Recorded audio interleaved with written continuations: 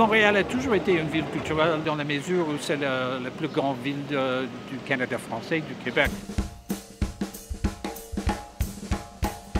Durant presque la première moitié du 20e siècle, l'image de Montréal était plutôt d'une culture douteuse, du burlesque, du cabaret. C'était une ville corrompue, bien sûr amusant, fun, mais la haute culture n'était pas si évidente. C'est à partir des années 60 que ça a commencé à changer.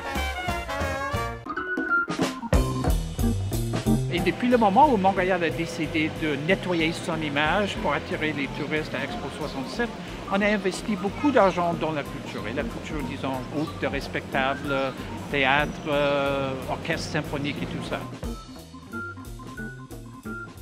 Mais ce qu'on oublie souvent, c'est que Montréal aussi a 4 grandes universités. Les universités attirent des milliers d'étudiants par année. Ces étudiants-là, bon, ils sortent le soir, ils dépensent leur argent, ils vont voir la musique, ils vont peut-être au théâtre. Eux, ils participent vraiment à la culture montréalaise, ce qui fait que c'est une culture assez jeune. On voit la scène musicale reconnue mondialement de Montréal depuis 15 ans. Ça, à mon avis, c'est la présence des étudiants qui explique ça mieux que d'autres facteurs. Montréal ne peut pas miser uniquement sur la culture. On a besoin d'une économie diversifiée, on a besoin d'une économie avec des secteurs qui peut-être payent des meilleurs salaires que paye le secteur culturel.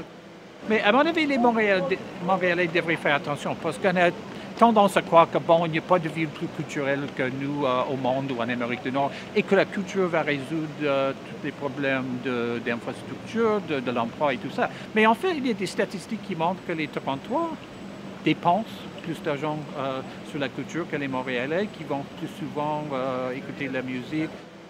Et le risque à Montréal, comme dans beaucoup d'autres villes, c'est que les petits lieux de performance musicale ou de théâtre, par exemple, disparaissent et tout devient un restaurant. À Paris, on appelle ça la bistrofication. Et on voit ça sur Montréal, sur Saint-Laurent, où éventuellement, il n'y aura que de restaurants ou de petits bars, pas de lieux de la culture. Et ça m'inquiète un peu. Ce qui fait, à mon avis, la force de la culture montréalaise ces jours-ci, c'est ce qu'on appelle depuis, je ne sais pas, une dizaine d'années, la recherche-création. Ça veut dire les universités qui, dans la recherche, travaillent avec des artistes. Et on voit ça dans des domaines assez traditionnels comme le cirque, le théâtre, où il y a une renaissance qui vient de ces collaborations avec des ingénieurs, l'usage des nouvelles technologies. Tout ce qui est numérique, tout ce qui est innovation technologique, l'éclairage, on est très fort dans ça, connu à travers le monde. Alors, pour moi, c'est un signe d'un avenir assez prometteur. Alors, on a une bonne base culturelle à Montréal et on ne devrait jamais prendre tout ça pour acquis.